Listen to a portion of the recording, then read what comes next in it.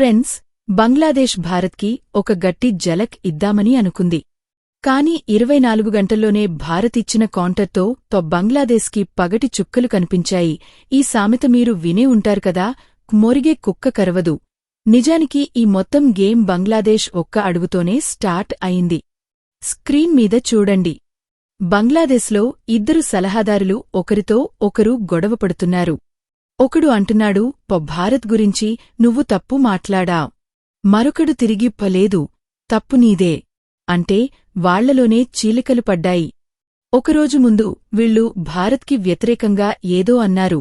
దానికి భారత్ నహలే పై దహలా ఇచ్చింది.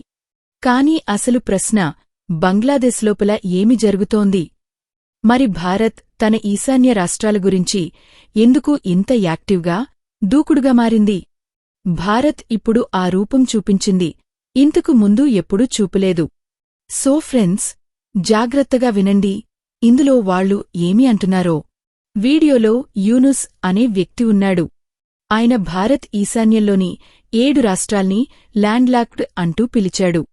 బంగ్లాదేశ్ ఈ ప్రాంతం మొత్తానికి సముద్రం యొక్క ఏకైక సంరక్షకుడు అని చెప్పాడు.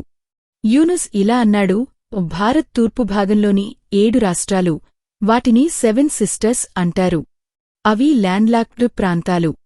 వాటికి సముద్రం వరకు రాకపోకలు లేవు. ఈ మొత్తం ఏరియాకి మేమే సముద్రం యొక్క ఏకైక సంరక్షకులం. కాని ఈ మాటల వెనుక నిజమైన అర్థమేమిటి? ఇది కేవలం మాటలా, లేక ఏదో పెద్ద కుట్రకి సిగ్నలా? చెప్పుకుంటే ఆర్థిక కారిడార్ గురించి మాట్లాడుతున్నట్టు కనిపిస్తారు. కాని వాళ్ల మనసులో వేరే ఏదో ఆలోచనలు ఆవిరవుతున్నాయి. అది మాటలకే పరిమితం కాదు, నిజంగా నేలమీద అమలు చేస్తున్నారు. భారత్ ల్యాండ్లాక్డ్ దేశం కాదు. మనకి మైళ్ల తరబడి సముద్ర తీరం ఉంది.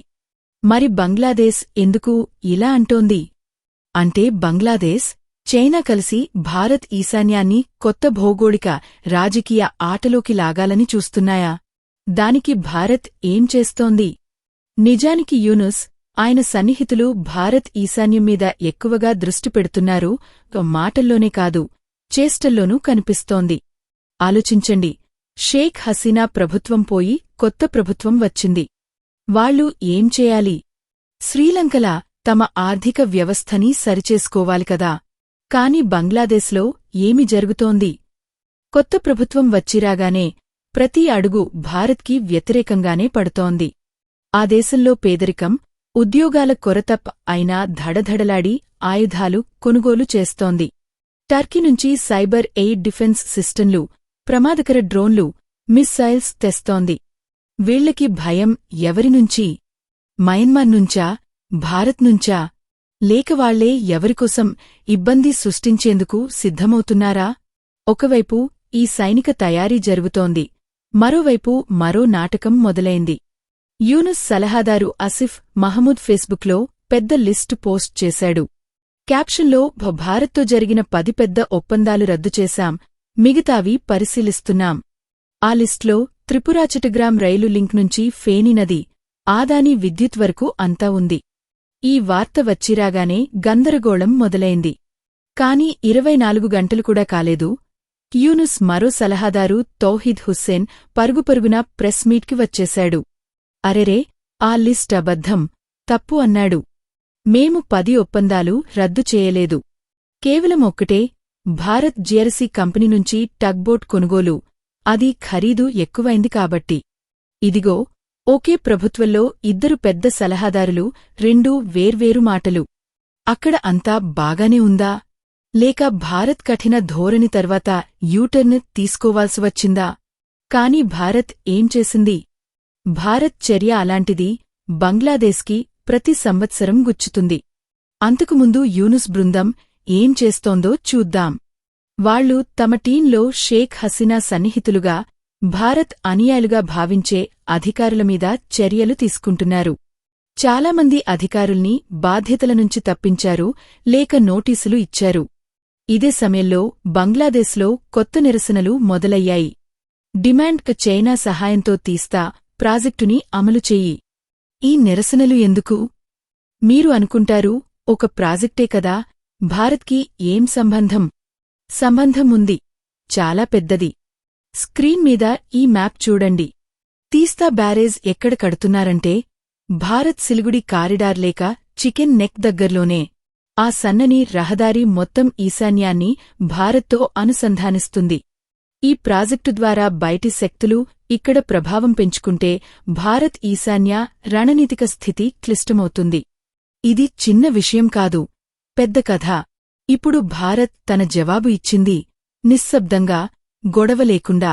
భారత్ బంగ్లాదేశ్ నుంచి ఇంటర్నెట్ బ్యాండ్విడ్త్ కొనడం ఆపేసింది.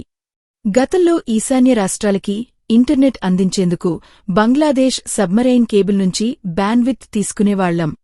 కాని కరోనా సమయంలో సమస్య వచ్చినప్పుడే భారత్ తన ప్లాన్ సిద్ధం చేసుకుంది.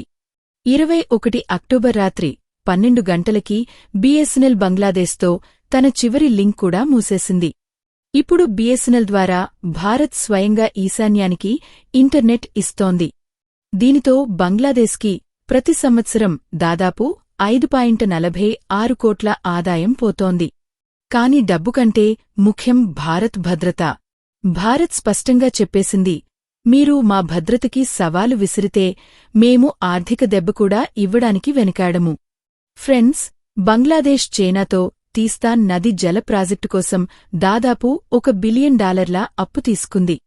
తీస్తా నది సిక్కిం నుంచి పుట్టి పశ్చిమ బంగాలగుండా బంగ్లాదేశ్లోకి వెళ్తుంది. దీని నీటి పంపకం గురించి భారత్ బంగ్లాదేశ్ మధ్య సంవత్సరాలుగా వివాదం. నిపుణులు అంటున్నారు, ఈ బ్యారేజ్ సిలిగుడి కారిడార్ చికెన్ నెక్కి చాలా దగ్గరగా వస్తోంది.